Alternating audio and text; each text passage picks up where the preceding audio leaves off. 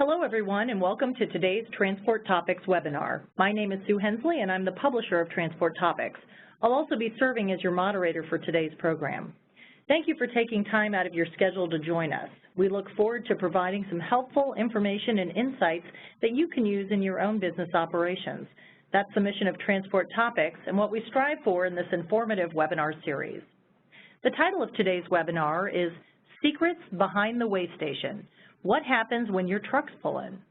Our presenters today are Brian Mofford and Rick Kuntz from Drivewyze and Lee Serrett from JB Hunt Transport. We will begin our presentation in just a moment, but first a few housekeeping items. I'd like to let everyone know if you're experiencing any technical difficulties with either the audio or video portions of this program, you can call the following number for assistance, 1-800-785-5623. Again, for technical assistance, that number is 1-800-785-5623. Here's a brief overview of our program. You can follow the presentation via the slide deck on screen, and while this is taking place, please feel free to submit questions for our speakers. At the bottom of your screen, there's an icon with an ellipse that signifies questions, and when you click on it, a box will pop up where you can type your question, click send, and it will be submitted. At the end of the presentation, we'll have a Q&A session, and we'll do our best to answer all of your questions. Also during the presentation, there will be 3 polls, so please watch for them on the right side of your screen on the panel. Today you'll hear about how the modern way station works and the role technology plays in evaluating your trucks.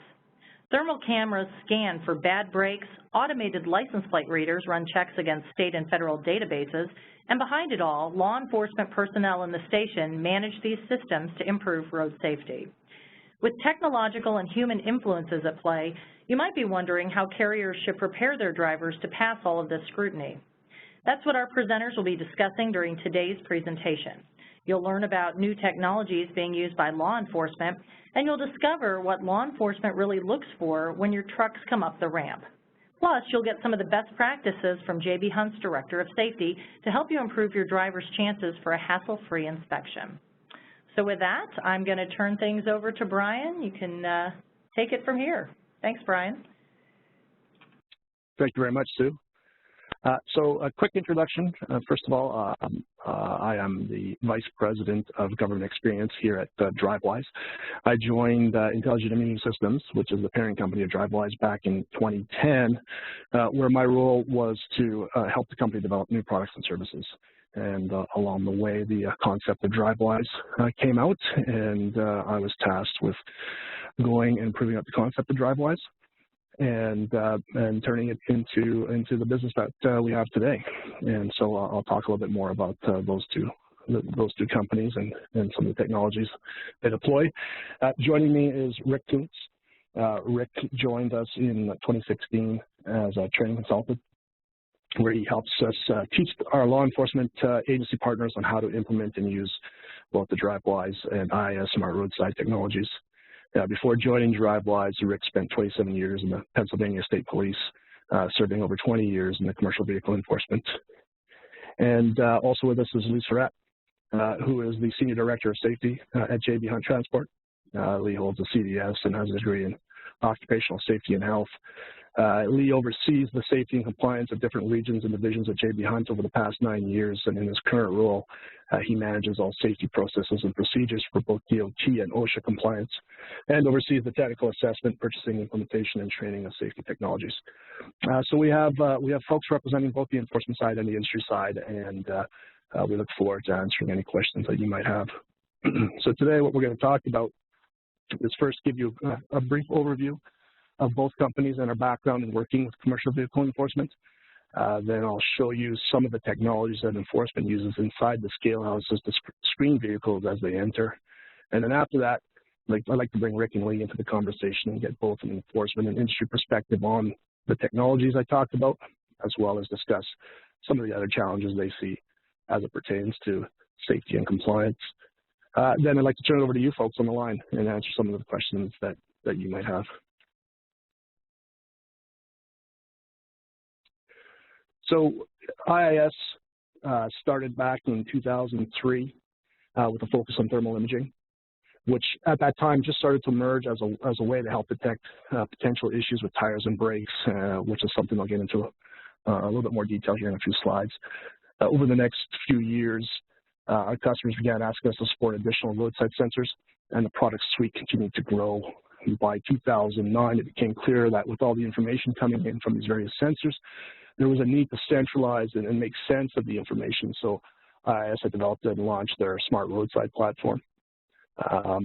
By 2013, the concept of extending screening from in-station to the main line led to the spin-off of a new company called Drivewyze, which was launched as a new service offering way station bypass to industry. By 2014, we had improved on thermal imaging, which until then was a fairly manual process, and launched the first fully automated thermal inspection systems. By 2016, the Drivewyze network had become the largest way station bypass network in North America, and it continues to grow today, as you can see by the map on the screen there. So our expertise, few folks may or may not have spoken to some of our team on the Drivewyze side. We have a full team dedicated to supporting industry in both the sales of Drivewyze and onboarding and support. We have the same breadth and depth on our agency side. So we support over 47 different law enforcement agencies that provide commercial vehicle enforcement in their states or provinces. And so we have dedicated teams that just make sure that our law enforcement partners' needs and requirements are being met during the onboarding of the program, as well as the day-to-day use of the program.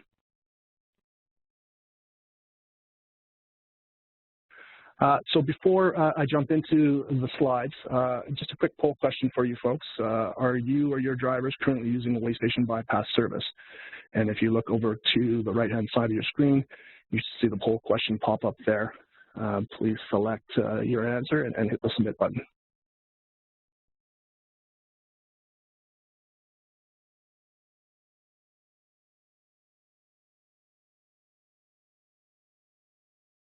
All right, the poll is ended, so we should see the results here in just a second.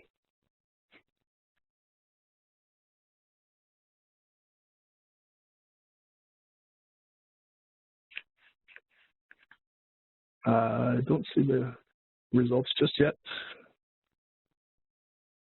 There we go.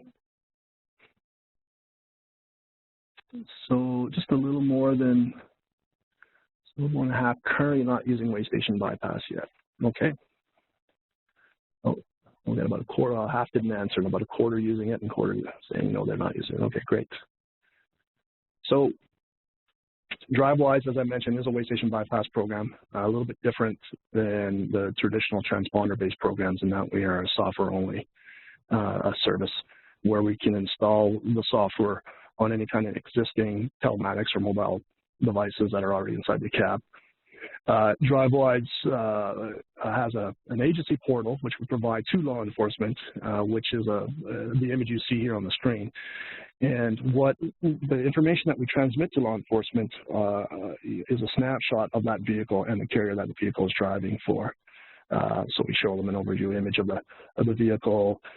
We use license plate and US DOT number to help us screen information on that vehicle and on that carrier as previously set up by law enforcement inside that agency portal. So all the screening decisions made within the Drivewyze program are based on the rules and requirements for that jurisdiction set up by law enforcement. And law enforcement has full access to change those polling rates based on the particular program they're running inside their jurisdiction. So what is being checked during a bypass request? So in almost every jurisdiction, we are checking things like ISS score. The ISS score is, in the US, is managed and maintained by FMCSA. And so law enforcement will set specific ranges of pull-in rates based on those scores. We're using the license plate number, the VIN number of the vehicle, US DOT number, and that identifying information is helping us pull the data that law enforcement is requesting from both state and federal data sources. Some states will also check things like RP and IFTA, make sure it's up to date, the status is valid. UCP, in some cases we do integrate with mainline limbs, and so the weight of the vehicle is being screened as well. And in some states they also integrate with permits and or taxes. What is not checked, we do not screen on hours of service. We do not screen on medical records, and we do not screen on the commercial driver's license. So all of that information is typically specific to the driver of the vehicle. And so quite often the buying decision for the way station bypass programs are being done at the fleet level. We do not screen on driver-specific information.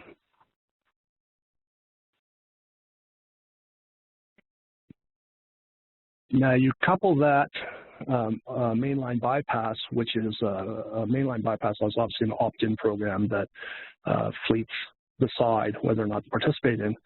If you're not participating in a bypass program and you are pulling into these scale houses, additional technology is being used to screen that vehicle as it's approaching the scale house.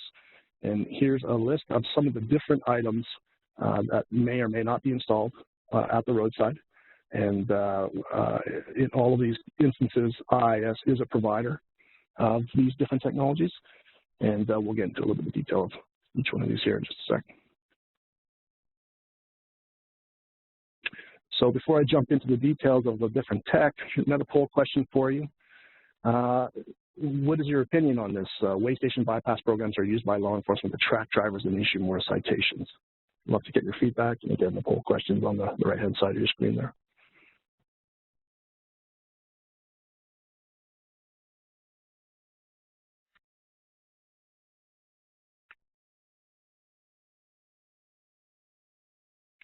Okay, the poll question is just about to wrap up. We should see the results here in just a sec.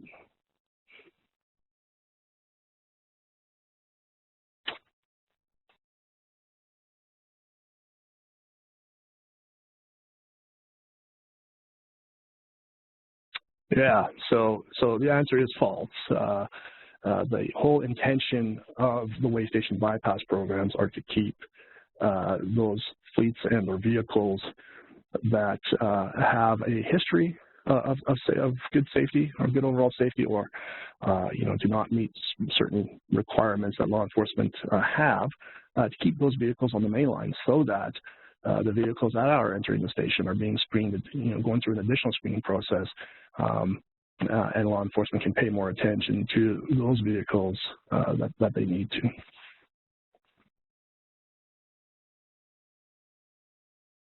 So some of the different technologies being used in the scale houses.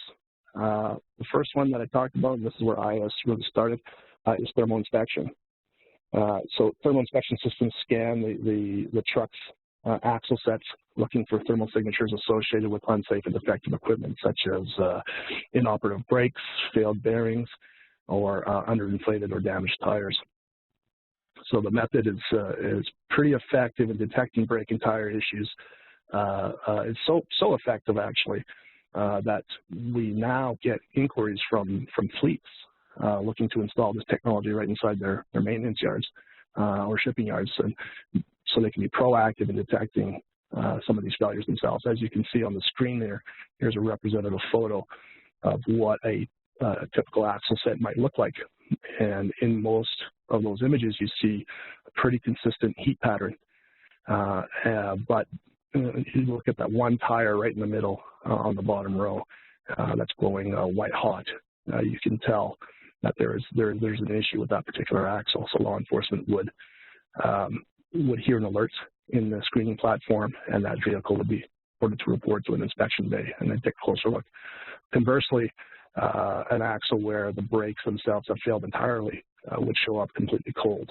There would be no heat being generated since the brakes are not engaging, and that would cause an alert as well.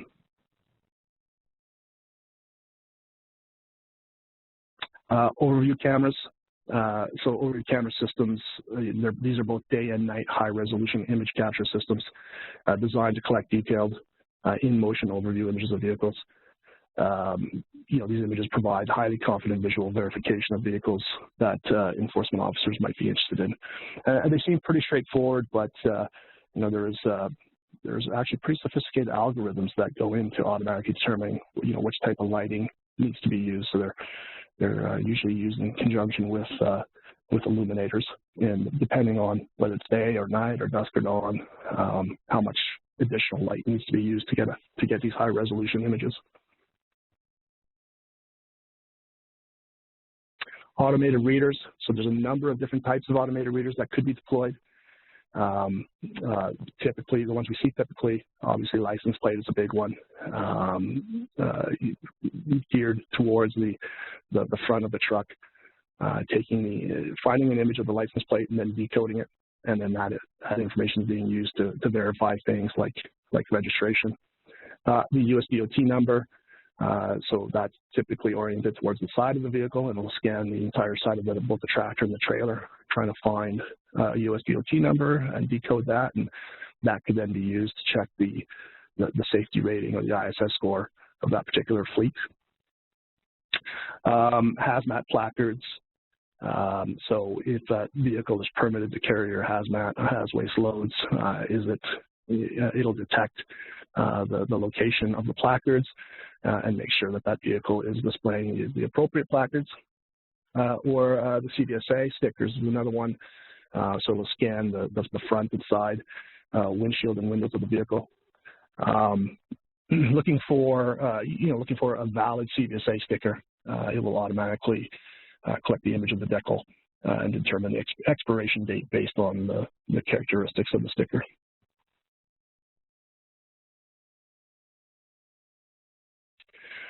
Vehicle waveform identification.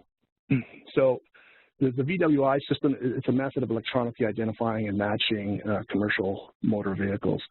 So we got a little animation here, a little video that kind of shows you how it works here. We can get that loaded up here.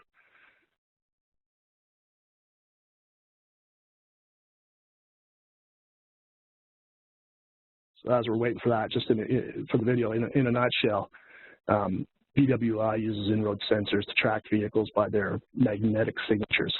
So every vehicle has a unique magnetic signature based on its exposure to magnetic fields, and these magnetic signatures are as unique and distinctive as fingerprints, and they're often referred to as magnetic fingerprints. Even identical trucks and trailers will have different magnetic signatures based on how they're loaded, the load they're hauling, the direction of travel, these types of things. These magnetic signatures can be collected at strategic locations on the main line, ramp, or throughout a facility, allowing the matching and tracking of a specific vehicle with an accuracy of more than 96%, regardless of the vehicle's speed, acceleration, or braking. So with VWI, enforcement can track a vehicle's way in motion and sensor data collected on the main line and match it to the sensor data on the ramp, giving enforcement a more accurate way of screening, monitoring, and directing vehicles within their facilities.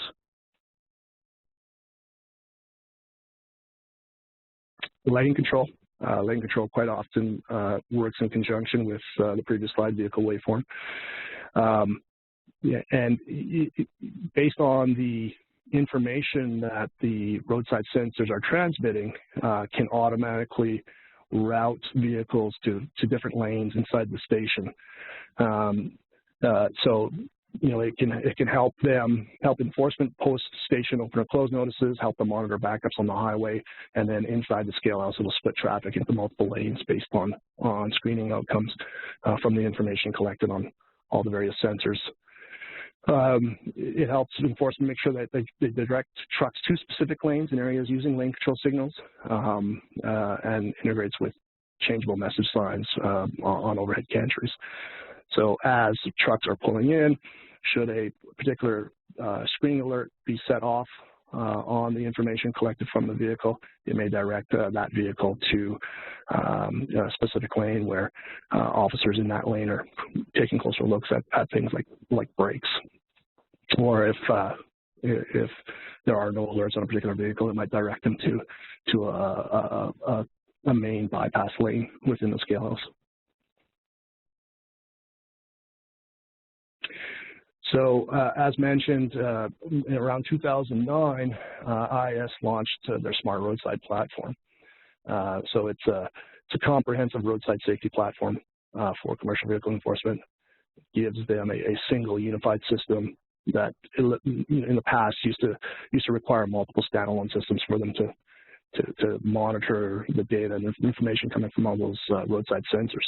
That's highly scalable, supports mainline screening, ramp screening, and even remote screening. So for jurisdictions where they do a lot of roadside inspections, either in mobile and temporary locations, they could integrate a lot of the technologies I've talked about, including the smart roadside software, into a van or a trailer that they could set up on the side of the road.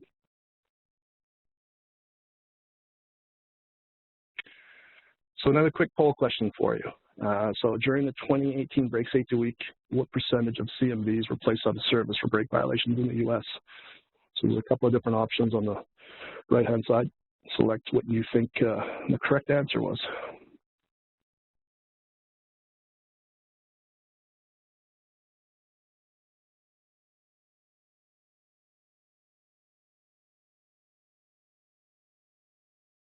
Okay, the poll is just about to end. We should see the results here in a sec.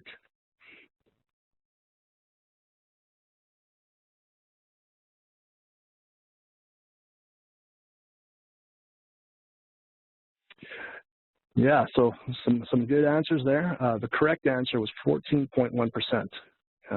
So that's still a high number. You can see what happens when with a concerted effort, during a week-long blitz on just something like brakes, led to quite a significant number of out-of-service vehicles. And so you can see where the popularity of something like those thermal inspection systems at locations where they've installed the permanent automated systems. This is something they're monitoring year-round. Okay, so that's it in a nutshell for the technologies. At this time, I'd like to bring Rick and Lee into the conversation and talk a little bit about their perspective on both the technologies I talked about and how enforcement is using them, as well as other challenges when it comes to compliance. So some of the common questions we get, one, for instance, what kind of traffic do weigh stations see on a daily basis? And Rick, you've worked both on the enforcement side, and now you work very closely with multiple agencies on the training side. What do you see there for traffic at these scale houses? Well, Brian, it varies greatly on the day of the week and also by location. What I have always seen through the years is traffic usually picks up at the beginning of the week on Sunday and Mondays. It's a little leaner in the middle of the week and then picks up at the end of the week. It certainly is not unusual for a weigh station to have 3,000 to 4,000 trucks through it in a 24-hour period. That's not unusual at all.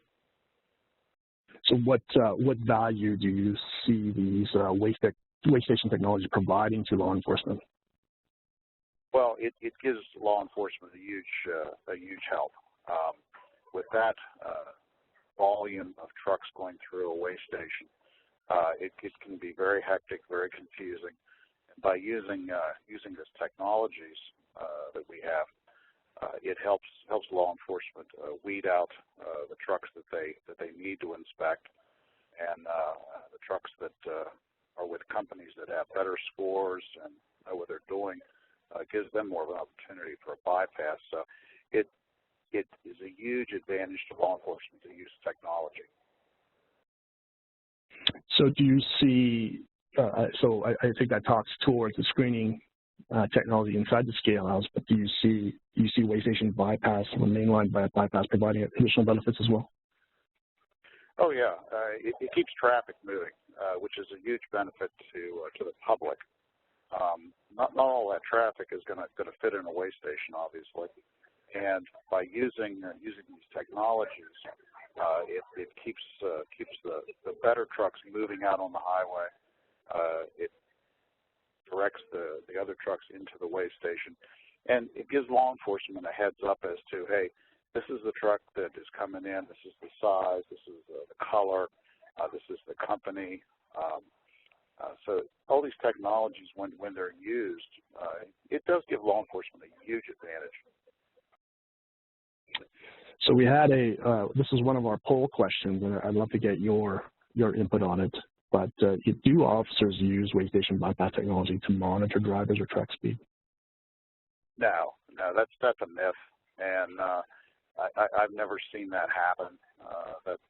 That's purely a myth.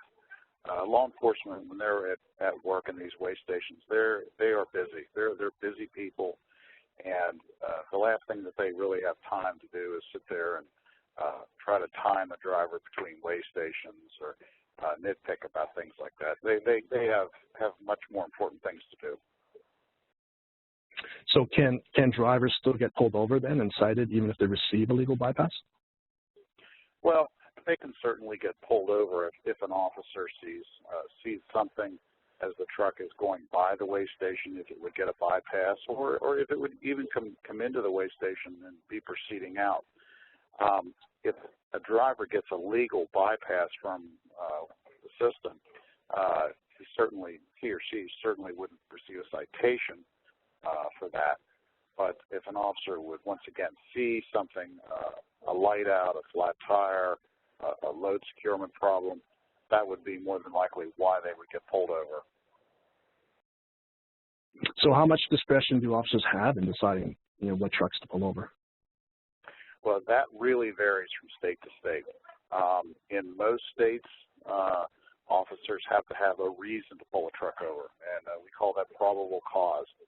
And once again, I go back to they see something obvious on the truck, a flat tire, a light out, a driver on a cell phone, driver has earbuds in his ears, which is illegal in most states. But there are other states, a few, that law enforcement doesn't have any reason doesn't have to have a reason to pull a truck over just because it's involved in interstate commerce. That's the only thing that they need. But once again, I go back, most states, they have to have a reason to pull you over. So so from your enforcement days, what types of indicators would you look for, when deciding whether to inspect the vehicle or not? Well, things that I always look for, Brian, was what is the general appearance of the commercial vehicle? Is it being kept up? Is it somewhat clean? I realize in these winter months that's a little difficult to do, but in general, law enforcement, at least in my experience, has been they're looking at the general upkeep of the truck. We're looking for things on a truck as it goes by that are loose, missing, things that should be there that aren't. We're looking for a loose strap on the load. I guess things like that are common sense to me, but I had a lot of experience on the road in looking for things. That's kind of my experience. So, Lee, I think I'd like to pull you in and get your perspective here based on that question. So, what does JB Hunt do to educate drivers on law enforcement scrutiny, and what do you do to implement, or what do you implement to reduce chances of inspection? Yeah, Brian. At JB Hunt, we often will bring in state law enforcement to our large terminals or larger facilities, and we'll bring the officers in to do training on the site with both our drivers and our managers. We'll often organize mock inspections with those three parties to learn more from it, and then we found that it creates just great open dialogue between the law enforcement community within that state, our drivers, and our managers. They often learn more. Do you reward drivers for clean inspections? We do, and we found that it works in some cases. For example, we reward our drivers for 100% clean inspection, but we've often found that we're just continuing to reward drivers who are already doing the right thing all the time. In fact, that type of driver will actually go out and seek inspection, and his inspection rate will go up and to get that reward. Do you have you heard from your drivers, or do you get a sense that they feel that bypassing scales as a reward for contributing to maintaining good safety? We do. You know, so at JB Hunt, we often do surveys to find out what the drivers like with the technologies that we're implementing, and our Drivewyze bypass service always comes back with great reviews from the drivers. They're telling us through their feedback that they appreciate the product. They like how they're getting notification a couple miles in advance of the way station, and they understand, or that our drivers tell us often through these surveys that they understand that they're saving money and making more money by moving down the road with this greater bypass rate. So let's stay on inspections here for a second. And Rick, I'd like to go back to you for a sec. How do you decide what level of inspection to conduct once you pull the vehicle over? Well, whenever I'm walking around the vehicle after I've greeted the driver, things that I'm looking for, once again, I go back to what's the general appearance of the truck. As I'm walking around, I'm looking at the tires, I'm looking at the wheel fasteners, I'm looking at the brakes is what I can see, I'm looking at the suspension.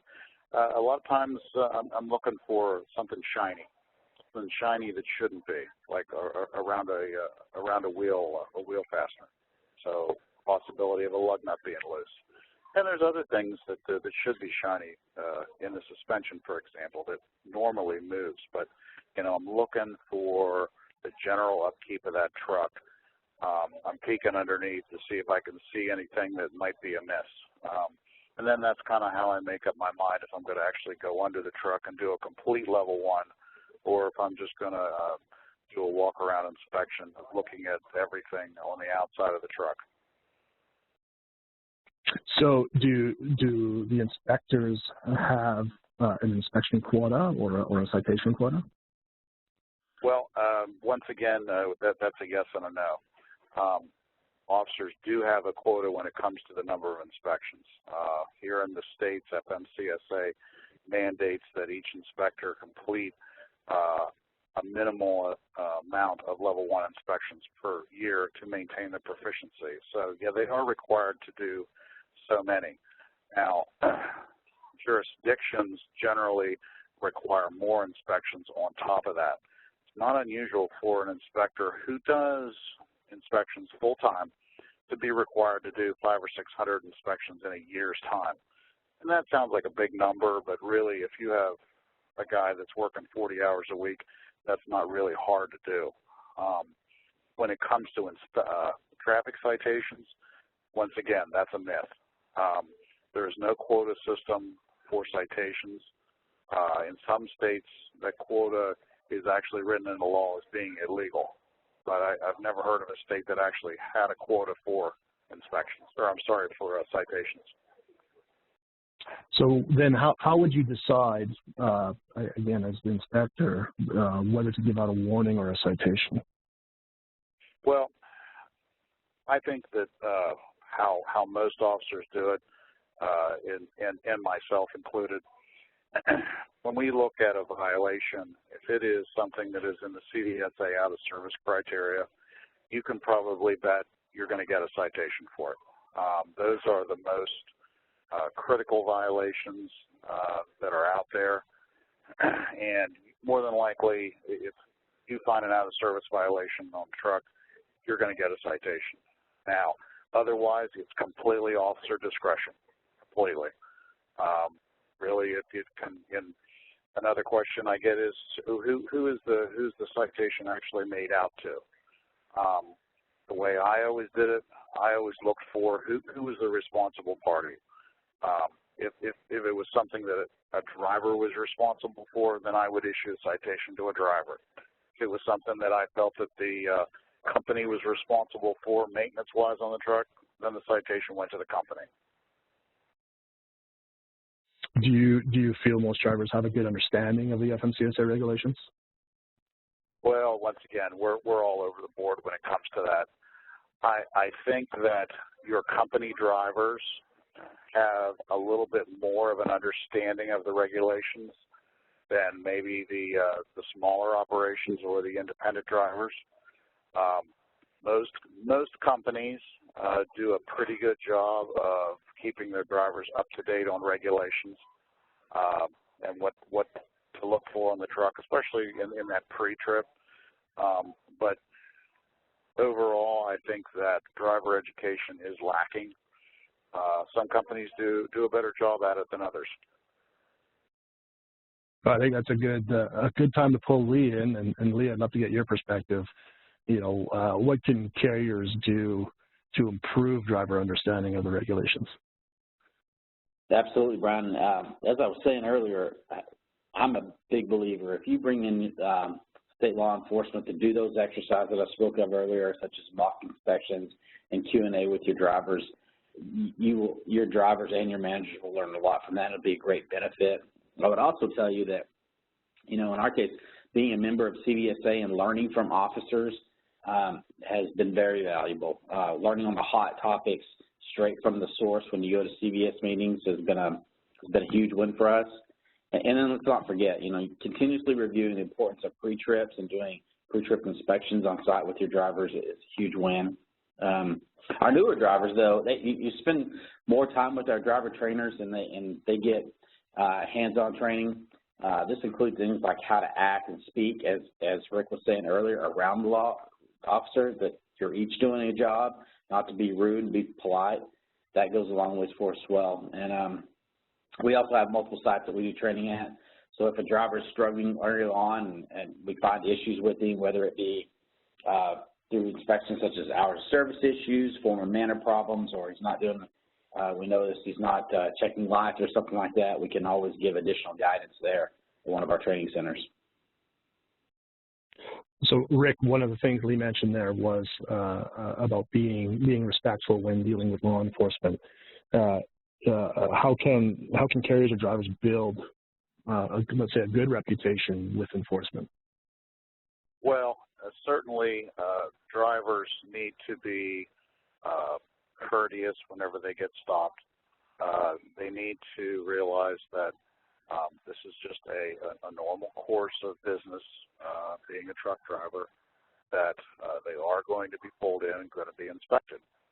You have to realize that that officer is a professional, as the driver is, and there certainly is nothing wrong with a driver asking law enforcement, so show me what you found, courteously, you know, show me what you found back here.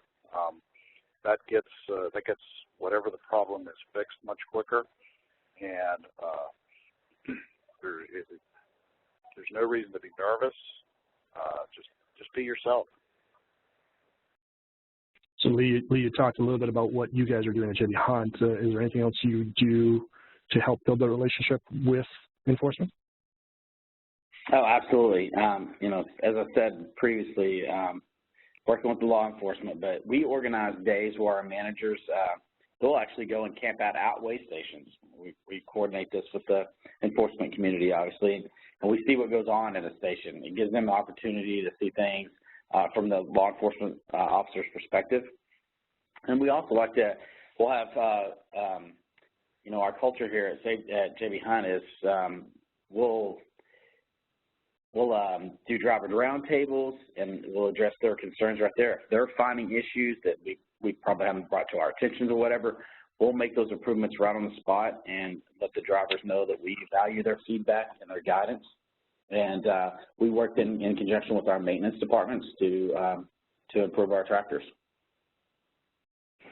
Lee, since you've been using Way Station Bypass, have you noticed any reductions in violations or inspections?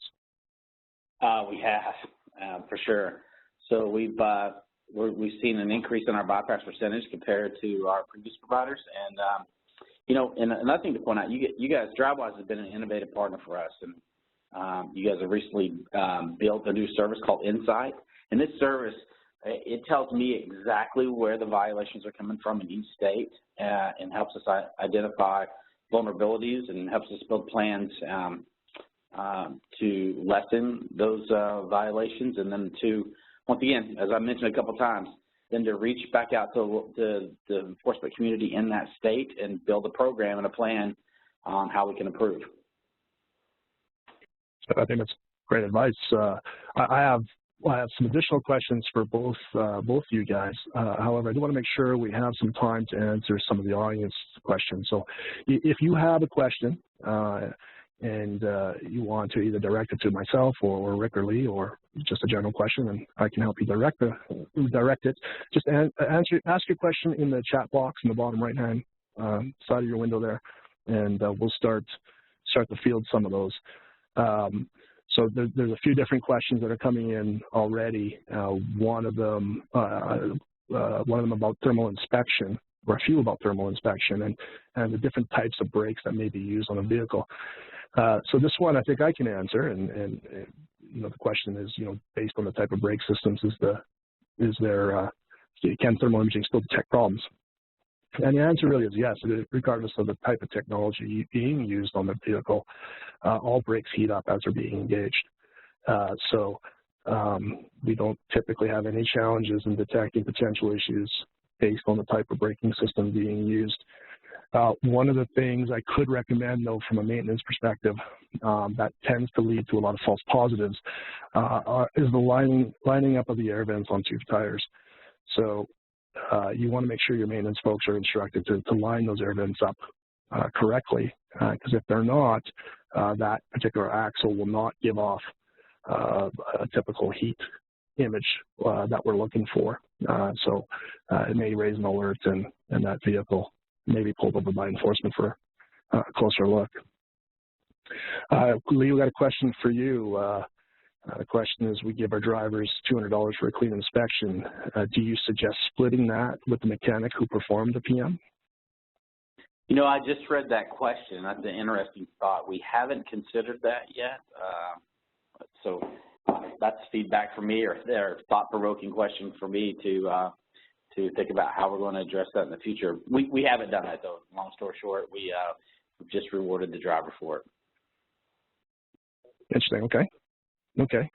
Speaking of, let's go back to the driver for a sec, Lee. Should a driver get a violation? Can a violation be cleared from a driver's record?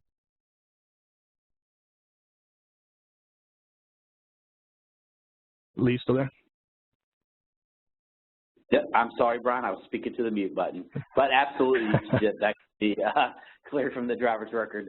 We do, if you don't do, you can do data queue violations. And so if you think it's incorrect, you can get an approval response or not from that state officer. And I found that they usually give you a very fast response. When it comes to data queues, my advice would be to get methodical with your information and build a case as to why the violation is inaccurate. Be prepared to get all of your data and proof together in advance, and then submit that data queue.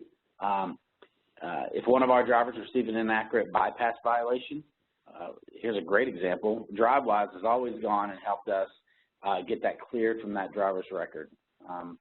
Often cases may be where a driver's given a bypass, and for whatever reason, the officer didn't see it, he doesn't understand it in the way station, and they come out and pull us over anyway and try to give us a citation for running the bypass station when it's fact inaccurate.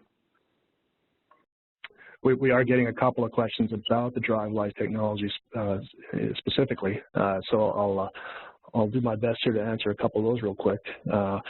So one of them is, if a truck uses Drivewyze, how is the truck notified to pull over if law enforcement wants to inspect? So I think the important part there is to know that the screening criteria are all set up in advance, and so it doesn't require manual intervention should an enforcement officer want to make a screening decision.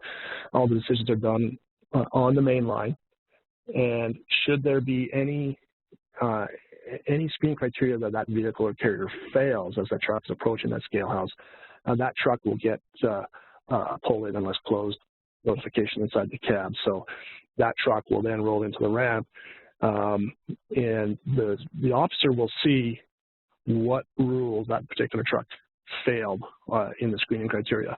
And then from there, it's really up to the officer whether or not they want to take a closer look at the vehicle or let it roll through. I should note too that there is a random pull-in rate at all sites. So even should a vehicle pass all the screening criteria, it may still be randomly told to pull in. And again, it's up to the officers inside the scale house if they want to let that vehicle roll through or if they want to take a closer look. Another question about Drivewyze. This is more about waste station bypass in general, and what percentage of tractors out there are participating in waste station bypass.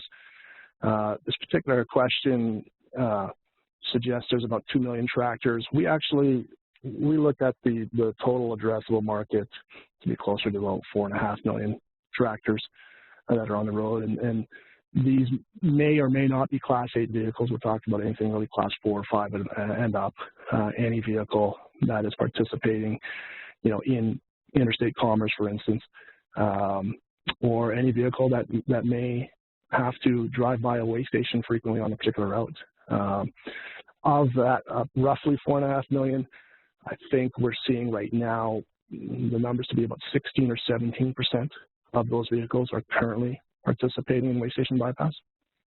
So hopefully that answers your question there. And not just Drivewyze, we're talking about all waste station bypass programs that are out there.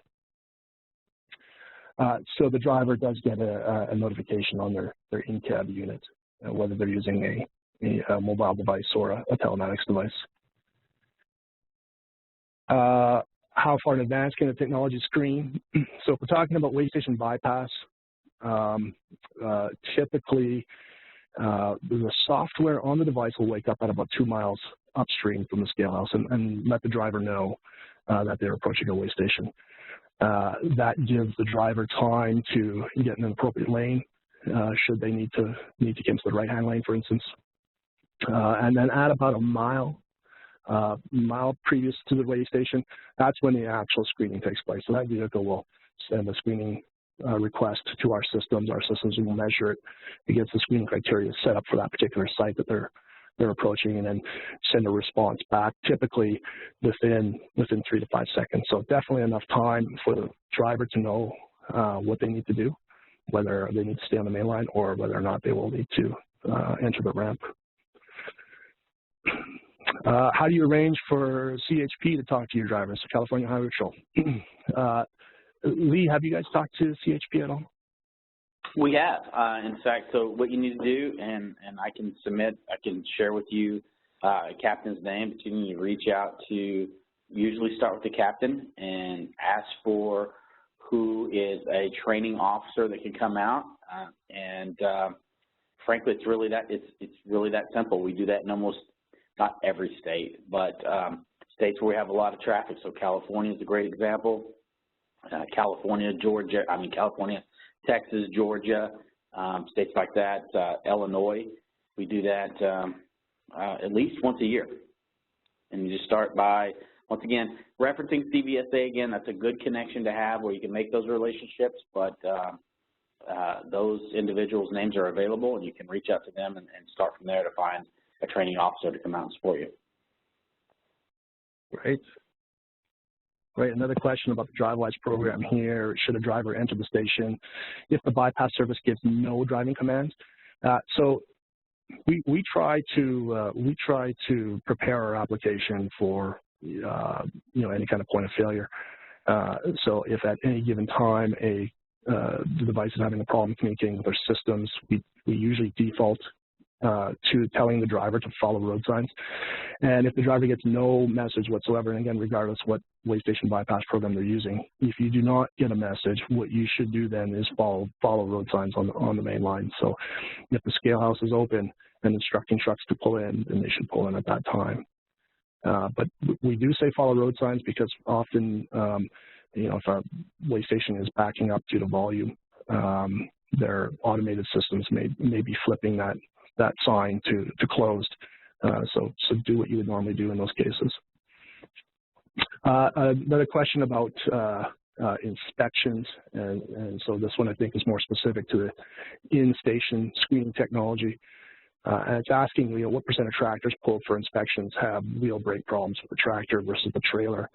And what we see is it really varies. It really varies on the part of the country. So in areas where the scale houses are, let's say down the road from major ports or shipping yards, the percentage is lower because those vehicles, there's typically maintenance yards very close by.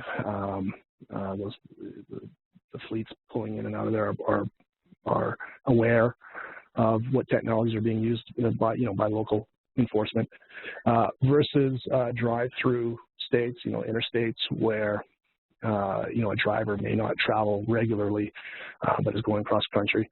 We tend to see that the percentages go up a little bit. And again, I mean, the challenge with brakes is when a vehicle leaves a maintenance yard, everything may be good with the brakes. Brake issues tend to occur while the vehicle is driving. So you may have a very good safety maintenance program. Your driver may have gone through the pre-trip inspection and everything checked out, but then unfortunately through wear and tear of the tractor and or trailer, a brake issue occurs while they're in motion. So that's another thing to keep in mind. Another Drivewyze question. I tried Drivewyze for a trial period, but unfortunately 95% of my company's freight is in Pennsylvania and New Jersey. So will Drivewyze be operational in those areas anytime soon? So yeah, we're constantly having conversations with all the remaining states and provinces. We hope to be in those jurisdictions soon. My team is currently working on those jurisdictions, Pennsylvania and New Jersey in particular. We do have an agreement in place with Oregon if you're on the other side of the country, and we're currently integrating with Oregon's existing Oregon Green Light system, so we hope to offer the service in Oregon very shortly as well.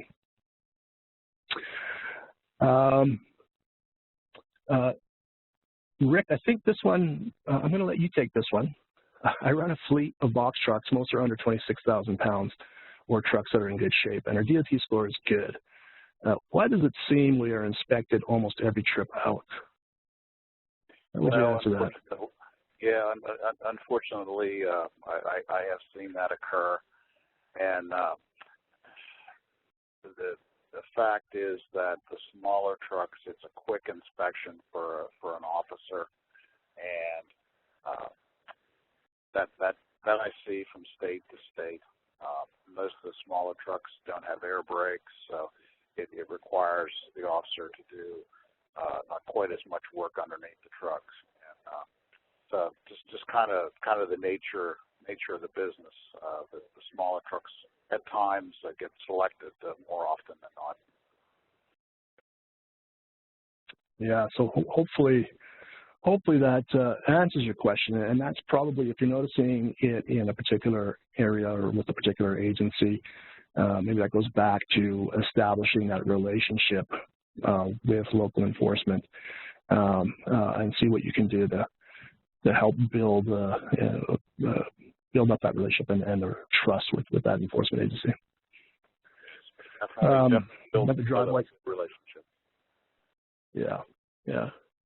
Another Drivewyze coverage question. Are we planning to expand coverage in Canada? Yeah, absolutely. We're happy to say we just finished onboarding Ontario,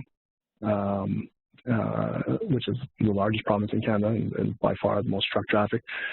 So if you are a Canadian-based company driving through Ontario or a U.S.-based company that drives into Canada, in particular Ontario, we can definitely offer you bypass opportunities in that province. And we are talking to every other province to see what we can do to offer bypass in their jurisdictions, and they've all been very receptive. The main difference in Canada versus the United States is when it comes to safety ratings.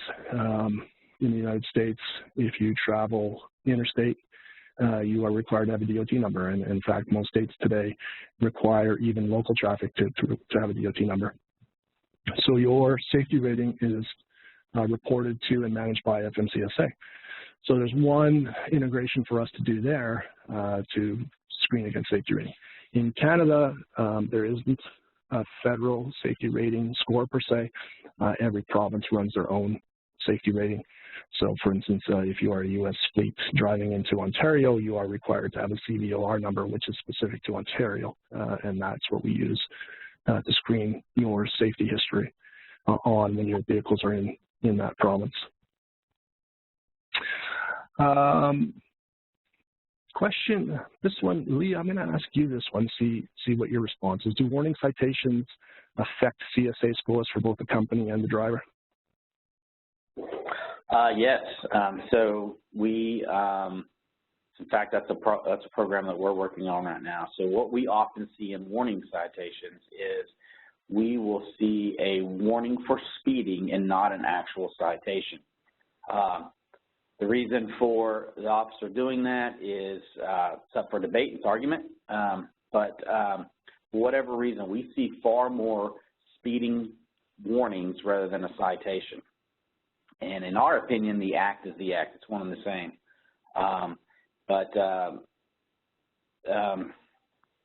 Those warnings, I'm struggling how to answer that. It's been a thorn in our side too. So they do affect your score, and but the driver doesn't feel like it's that big of a deal. There's a warning and not a citation, and so therefore he pays less attention to it and less concern. So we're trying to figure out internally how to combat that. Yeah, great. So it sounds like it's a challenge across the board. So for the person who asked the question, it sounds like you're not alone in that category. I'm sure not. Yeah. So we'll stay on the CSA or safety rating category here for a second. And another question we got is, has anyone seen an increase in violations in vehicle maintenance categories since the advent of the bypass systems? Over drivers talking say they don't have to worry about doing a detailed inspection because they got a way station bypass program. And so I don't know that I could answer if anyone's seen an increase in violations. What I can say is participating in way station bypass doesn't excuse you from being compliant, especially when it comes to vehicle maintenance and or safety. You may not get inspected as often, depending on your safety rating, but of course you can be inspected at any given time. And if a driver decides to not do a pre-trip inspection and then is pulled in to get inspected, obviously they're going to get citations if they're not compliant. So I think that's an important message.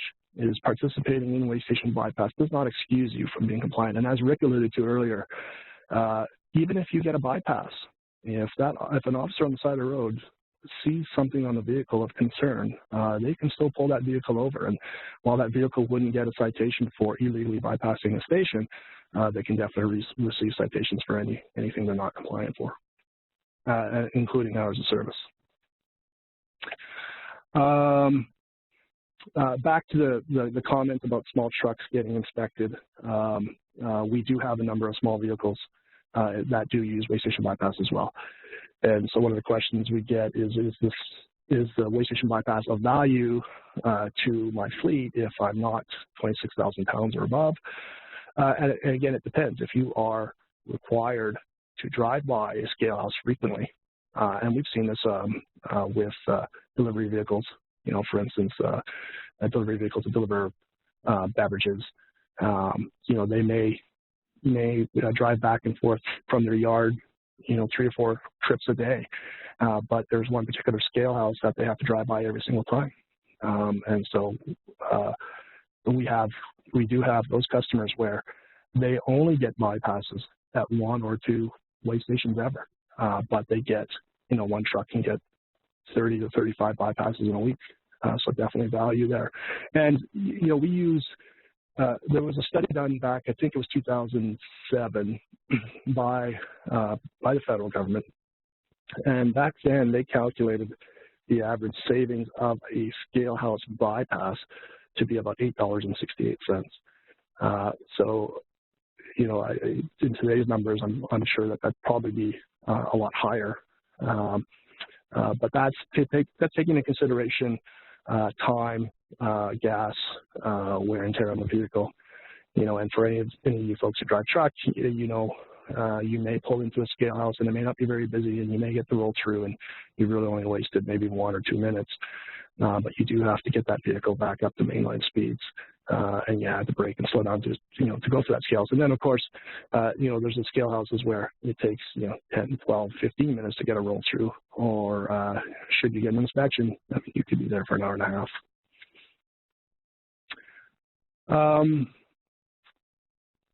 I think we're about out of time here, so I think what I should do is probably turn it over to Sue. If we didn't get a chance to answer your questions, please do submit them, and I'm sure we can have somebody get back to you. Thanks so much. We are at the end of our program. I'd like to thank our speakers, Brian Mofford and Rick Kuntz with Drivewyze, and Lee Serrett from JB Hunt Transport. I'd like to also thank all of you who attended today's webinar. As Brian just said, if you have additional questions or would like more information, I'm sure our speakers would love to hear from you. And if you know of someone who wanted to attend today's program but wasn't able to do so, or if you'd like to go back and review any or all of today's program, we'll have it available on drivewise.com